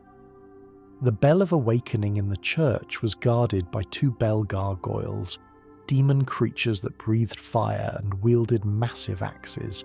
The undead defeated them and rang the bell, its toll echoing across Lordaeron. 1 bell down, 1 to go. But the second bell was far below, in a cursed swamp called Blight Town, a place of poison and disease built atop the ruins of even older civilizations. The journey through Blight Town was treacherous. The undead navigated rickety walkways over drops that fell into darkness, fought off toxic blow-dart snipers and poison-inflicting creatures, descended deeper and deeper until reaching Quelug's domain. There, the undead faced the Chaos Witch Quelag, one of the daughters of the Witch of Izalith who had been transformed into a spider-human hybrid by the Chaos Flame. Quelag was a tragic figure, attacking not out of malice but to protect her sister, who was dying nearby, drained of strength from years of attempting to ease the suffering of others. But the undead had no choice. To reach the second bell, Quelag had to be defeated. The battle was fierce, but eventually the undead prevailed, descended past Quelag's lair, and rang the second bell of awakening. With both bells rung, something stirred far beneath Firelink Shrine. A gate opened that had been sealed for centuries, granting access to Sen's fortress, a massive structure filled with deadly traps and challenges. This fortress served as a proving ground, a final test to determine if an undead was truly strong enough to face what lay beyond. The undead navigated swinging blades, pressure plates that fired arrows, serpent men that had made the fortress their home, and eventually faced the Iron Golem, a massive construct that guarded the fortress's summit. From the top of Sen's fortress, with the Iron Golem defeated, the undead was carried by demons to Anor Londo, the city of the gods. Even after centuries of decline, Anor Londo was breathtaking. Its architecture was impossibly grand, its vistas stunning. But the city was largely empty now, most of the gods having abandoned it or faded away. Only the faithful Silver Knights remained, eternal guardians still protecting a city that had become more tomb than kingdom. In Anor Londo, the undead met Gwyndolin's illusion of Guinevere, the daughter of Gwyn. She appeared as a massive, radiant figure, warm and welcoming, praising the undead for making it this far. She explained the next phase of the prophecy. The undead must acquire the Lord Vessel, a powerful artifact that could hold the Lord Souls of the ancient lords. With the Lord Vessel filled with these mighty souls, the undead could access the kiln of the first flame and rekindle the fire, becoming the next Lord of Cinder. Guinevere gave the undead the Lord Vessel and explained which Lord Souls were needed.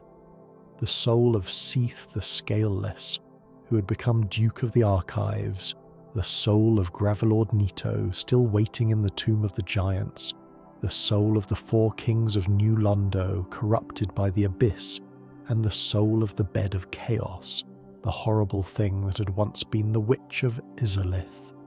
The undead set out to collect these souls, a task that would require exploring the most dangerous regions of Lordran. In the Duke's archives, the undead faced Seath, who had gone mad in his centuries of research, obsessed with discovering the secret of the dragon's immortality. Seath had achieved a kind of immortality through a special crystal, but his mind had decayed, and he performed horrible experiments on living beings, trying to recreate the scales he had never been born with. In the Tomb of the Giants, deep in the darkest depths beneath the world, the undead navigated pitch blackness to reach Nito's chamber.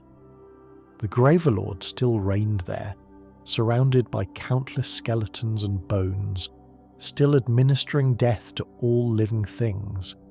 The battle against Nito was a fight against death itself, against an avalanche of bones and decay. But even death can die, and the undead claimed Nito's Lord's soul.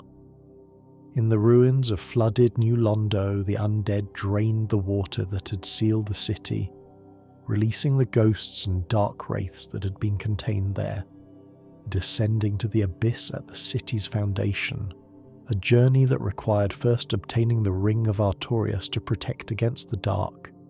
The undead faced the four kings. These rulers, corrupted by the abyss, attacked from the darkness, their humanity consumed by the dark. One by one, the undead struck them down, claiming their soul, and in lost Izalith, in the heart of a lake of lava surrounded by demons, the undead finally confronted the bed of chaos. This was perhaps the saddest battle, fighting not a monster but the horrible remnant of a being who had only wanted to help, who had tried to save the Age of Fire and instead created something terrible. The undead destroyed the bed of chaos, finally granting the Witch of Izalith the death she had been denied, ending the source of demons that had plagued the world for centuries. With all 4 Lord Souls collected in the Lord Vessel, the undead could access the kiln of the first flame. The journey there led through the memories of ancient battles, past the ruins of civilizations that had tried and failed to maintain the Age of Fire, and at the end, in the heart of the kiln, the undead faced Gwyn himself, or what remained of him.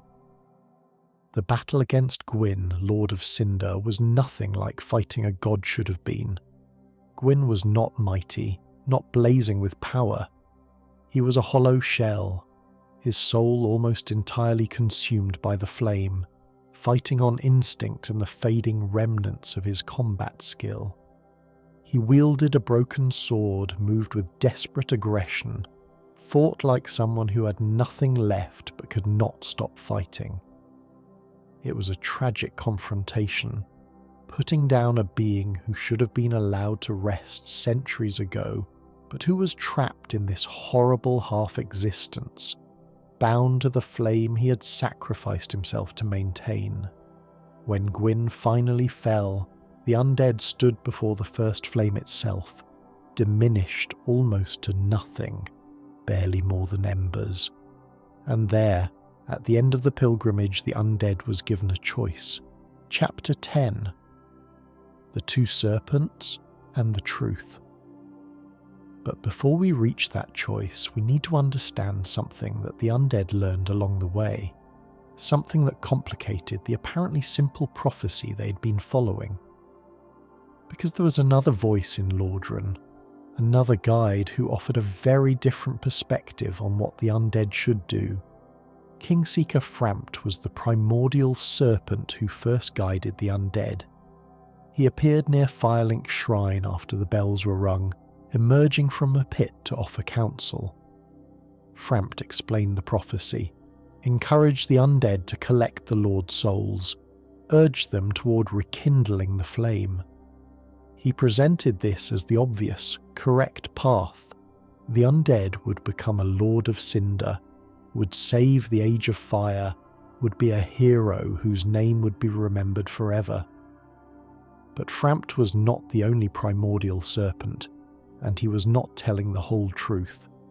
His purpose was to ensure that the flame was rekindled, to extend the Age of Fire, to maintain the world as it had been rather than allow it to change. He served the goals of Gwyn and the gods, whether consciously or simply because his nature aligned with theirs. Frampt wanted stability, wanted the world to continue as it was, feared the unknown that would come with change. Deep beneath New Lundo, in the abyss itself, the undead could encounter Dark Stalker Kati. This serpent offered a very different perspective. Kati explained that the Age of Fire was not meant to last forever, that its extension through the sacrifice of Lords of Cinder was actually prolonging an age that should have ended long ago. He spoke of the Age of Dark, not as something to be feared, but as a natural progression, the next phase in the world's cycle. Kati revealed truths that Frampt had hidden. The undead curse was not a random affliction or a punishment. It was a sign of the fading flame, a symptom of the Age of Fire reaching its natural end. Humans carried within them fragments of the dark soul, and as the flame faded, that dark nature was emerging. The curse was humanity's true nature asserting itself as the Age of Fire died. Moreover, Kati explained that the Age of Dark would not be the end of everything. It would be an age ruled by humans rather than gods, a time when the dark would hold dominion instead of the light. This was not apocalypse but transformation, not destruction but change. The gods feared it because they would no longer rule, because their age of fire would be over. But for humans, for beings born from the dark soul, the age of dark was their rightful inheritance. Kati encouraged the undead to let the flame die, to refuse to rekindle it, to allow the age of dark to finally begin.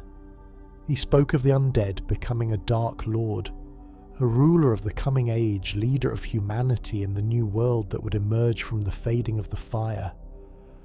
It was a tempting vision, offering power and purpose, framing the undead not as a sacrifice to extend someone else's age, but as a harbinger of humanity's age.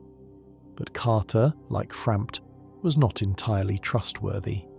The Serpents were ancient, primordial beings with their own agendas that might not align with anyone else's interests. Carter had been the one who corrupted the Four Kings, who whispered to them of the power they could gain from the abyss. His encouragement of the Age of Dark might have been sincere, or it might have been manipulation, using humans to bring about a dark age that would serve his own purposes. The truth, as the undead eventually realized, was that neither Serpent was offering complete honesty. Both presented their preferred outcome as the obvious right choice. Both framed the alternative as disaster. But the reality was more complex. Both the Age of Fire and the Age of Dark had benefits and costs. Both were natural parts of the world's cycle. Both were valid possibilities. The Age of Fire had brought civilization, order, the gods' rule, the building of great kingdoms and the development of miracles and arts. But it had also brought the suppression of the dark, the persecution of the undead, the constant fear of the flame fading, and the terrible cycle of sacrifice needed to maintain it. The Age of Fire was beautiful but ultimately unsustainable, a glorious but doomed attempt to hold back inevitable change. The Age of Dark would bring the end of the gods' rule, the emergence of humanity's true nature, a world governed by dark rather than light. But it was also unknown, frightening, associated with the abyss, and with Manus, and with corruption. The Age of Dark might be humanity's rightful inheritance, or it might be a disaster worse than anything the Age of Fire had produced. No one could know for certain, because the Age of Dark had been prevented from beginning for so long. What made this choice truly meaningful was that there was no obviously correct answer. Both options had merit. Both had risks. The undead had to decide not based on absolute good or evil, but based on their own values, their own understanding of what the world needed, their own willingness to either sacrifice themselves or refuse to do so. If you found this journey through Dark Souls lore meaningful tonight, I'd really appreciate it if you took a moment to subscribe to the channel. There are so many more stories like this to explore, so many worlds to delve into together. Your support helps me create more content like this, more long-form lore explorations that we can drift off to sleep with. Chapter 11. The Choice and Its Meaning. Standing before the first flame, having defeated Gwyn and collected all the Lord Souls, the undead faced the ultimate decision. The flame was dying, reduced to embers, barely clinging to existence. Without intervention, it would go out entirely within moments. The undead could rekindle it, offering themselves as kindling just as Gwyn had, burning away their soul to fuel the flame and extend the Age of Fire for centuries more. Or they could simply walk away, let the flame die, and allow the Age of Dark to begin. If the undead chose to rekindle the flame, the process was not instant. They would approach the fire, kneel before it, and offer themselves, the flame would consume them, burning away their body and soul, using their essence as fuel.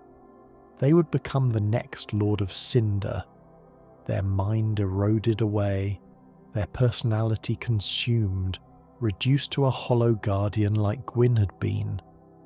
But the Age of Fire would continue, the world would go on as it had been, and the cycle would repeat when the flame eventually faded again. This ending was presented as the good ending, the heroic choice, the fulfillment of the prophecy. The undead would be praised as a saviour, their name remembered in legend, their sacrifice honoured. They would have saved the world from the dark, preserved the Age of Fire, continued the work that Gwyn had begun. It was the ending that Frampt encouraged, that the gods wanted, that the prophecy had pointed toward from the beginning. But was it really a good ending?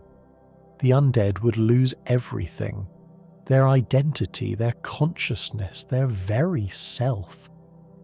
They would become a mindless guardian of a flame that would inevitably fade again, requiring another sacrifice and another, perpetuating the cycle endlessly.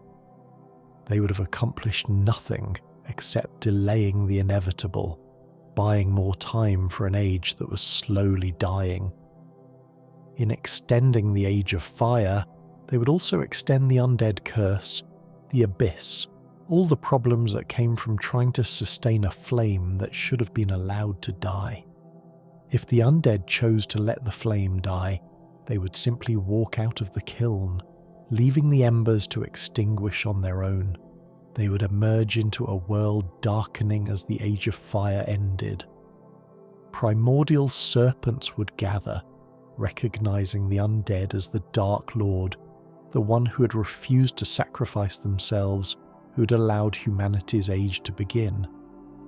The Age of Dark would dawn, and the undead would rule over it, leader of humanity in the new age. This ending was presented as the dark ending, the selfish choice, the refusal to sacrifice. The undead would have failed the prophecy, would have doomed the world to darkness, would have betrayed everything that Gwyn and the gods had fought to build. It was the ending that Kathi encouraged, that the Serpents of the Dark wanted, that went against everything the undead had been told was right. But was it really a bad ending? The undead would retain, their self, would remain conscious and aware, would become a leader rather than a sacrifice. The Age of Dark was not necessarily evil, it was simply different, a change from what had been. Humanity would come into its own, would no longer live under the rule of fading gods, would embrace the dark nature of the dark soul rather than suppress it. The cycle of sacrifice would end, the undead curse might fade as humanity accepted its true nature, and the world would transform into something new. The genius of Dark Souls is that it presents this choice without telling you which is correct. Different players will interpret the endings differently based on their own values and understanding of the story. Some see rekindling the flame as the heroic choice, a necessary sacrifice to preserve civilization and order. Others see it as perpetuating a terrible cycle, refusing to allow natural change, clinging to an age that should have ended long ago. Some see the Age of Dark as humanity's rightful inheritance, a rejection of the gods' manipulation, an embrace of what humans truly are. Others see it as the triumph of the abyss, a dark age of suffering and corruption, a rejection of everything good that the Age of Fire had created. The game does not tell you which interpretation is correct because there is no single correct interpretation. The choice is genuinely ambiguous. What makes this ambiguity so powerful is that it mirrors the themes that have run throughout the entire story. Dark Souls is a game about cycles, about inevitability, about the desperate attempts to hold on to things that must eventually slip away. Gwyn tried to extend his age and succeeded only in creating a terrible cycle of sacrifice. The witch tried to recreate the flame and instead created the chaos that consumed her. Artorias tried to defeat the abyss and was consumed by it. Again and again, characters in Dark Souls fight against inevitability and lose. The undead standing before the flame has the power to either continue that pattern or break it. Rekindling the flame continues the cycle that Gwyn began, perpetuates the pattern of fighting against inevitable change. Letting the flame die breaks the cycle but ventures into unknown territory, accepts change even though the outcome cannot be predicted. Neither choice is safe. Neither is guaranteed to lead to a better world. Both are leaps of faith in different directions. This is why Dark Souls resonates so deeply with people. It's not just a game about defeating monsters and overcoming challenges.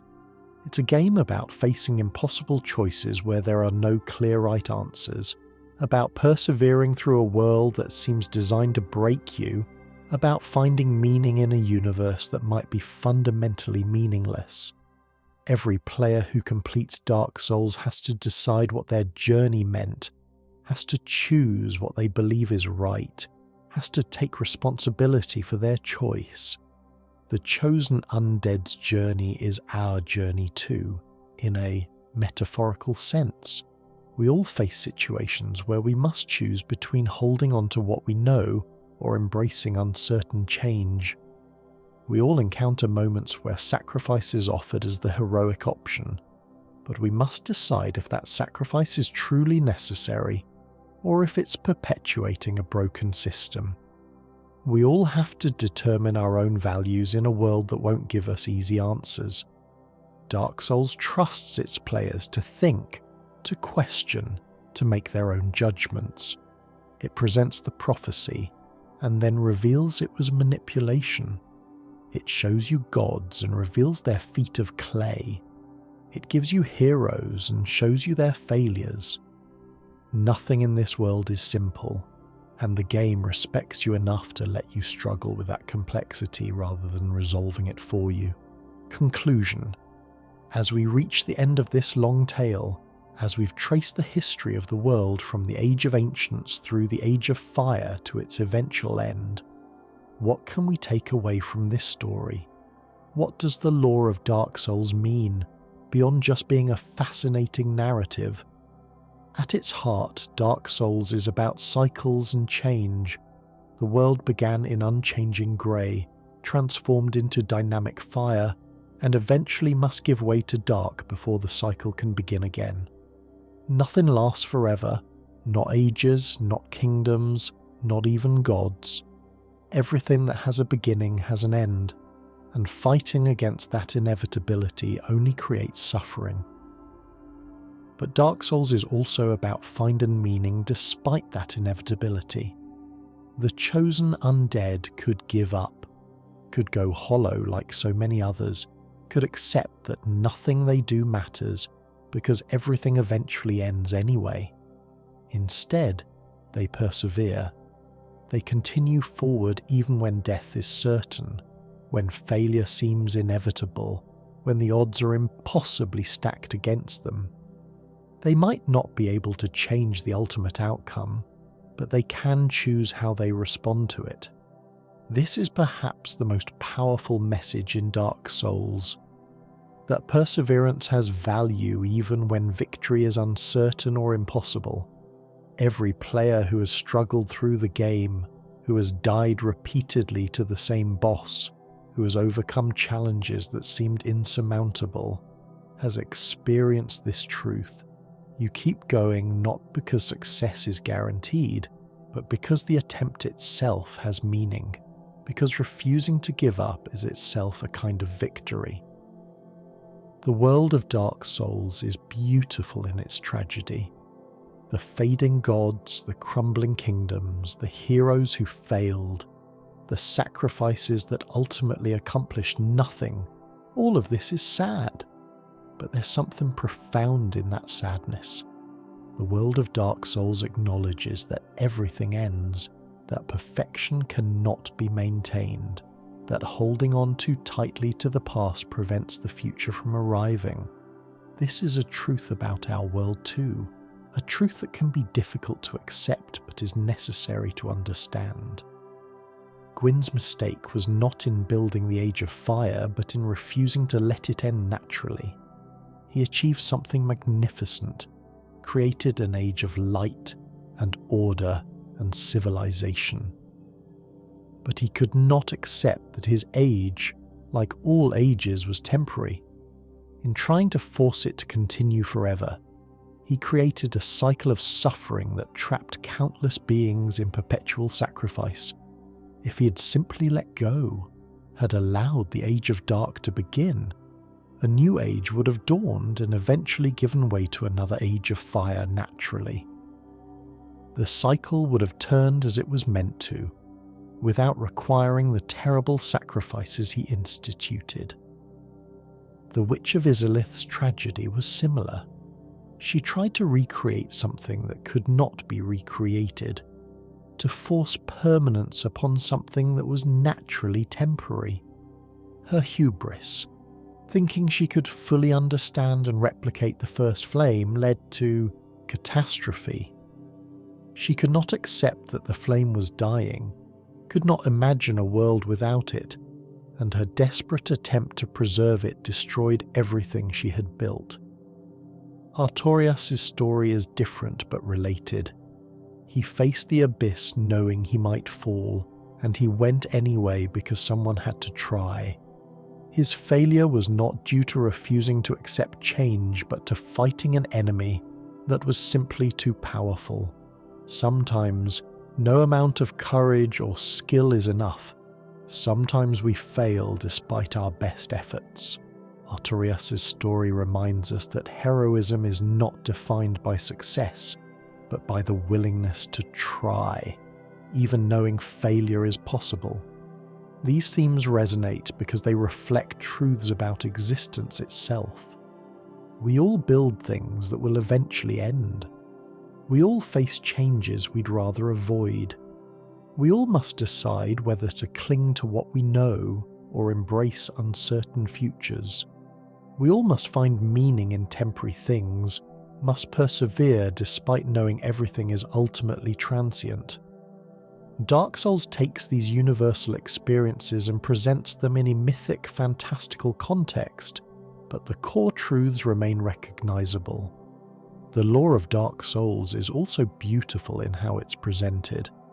The game trusts players to piece together the story themselves, to find meaning in fragments, to interpret ambiguous evidence. This mirrors the way we understand our own world, through incomplete information, conflicting accounts, personal interpretation. There is no omniscient narrator telling us exactly what everything means. We must figure it out ourselves, and different people will reach different conclusions. That's not a flaw, but a feature, reflecting the reality that meaning is something we construct rather than something that exists objectively. As we drift towards sleep tonight, as this tale of fire and dark and endless cycles winds down, perhaps we can take comfort in the themes Dark Souls explores. Yes, everything ends. Yes, change is inevitable. Yes, even our greatest achievements will eventually fade. But that doesn't make them meaningless. The attempt has value. The journey matters.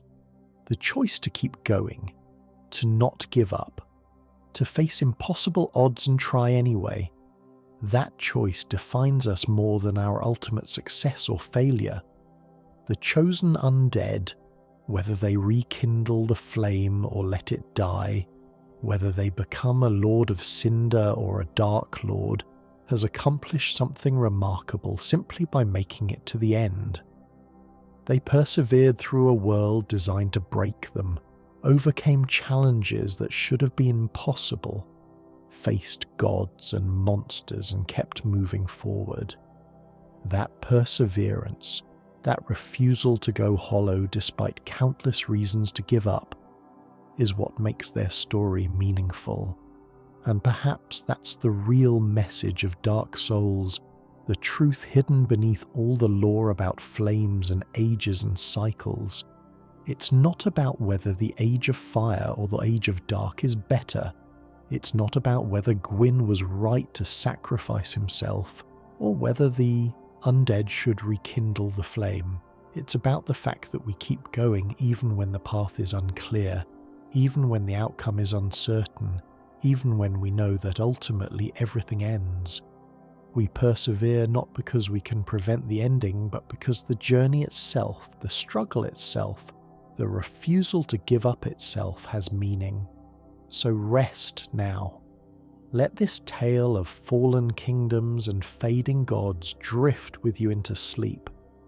Let the story of the Chosen Undead remind you that perseverance has value, that choices matter even when outcomes are uncertain, that meaning exists not in eternal victories but in the willingness to try despite inevitable impermanence. The flame may fade, the age may end, but the attempt to kindle it or let it die, to change the world or preserve it, to sacrifice yourself or refuse, these choices echo across time, defining not just the world, but the one who makes them. Thank you for joining me on this journey through the lore of Dark Souls. If you enjoyed this deep dive into one of gaming's most fascinating worlds, please consider liking this video and subscribing to the channel. There are so many more stories to explore together, so many more worlds to uncover, so many more tales to drift off to sleep with. Until next time, rest well, and remember, don't you dare go hollow.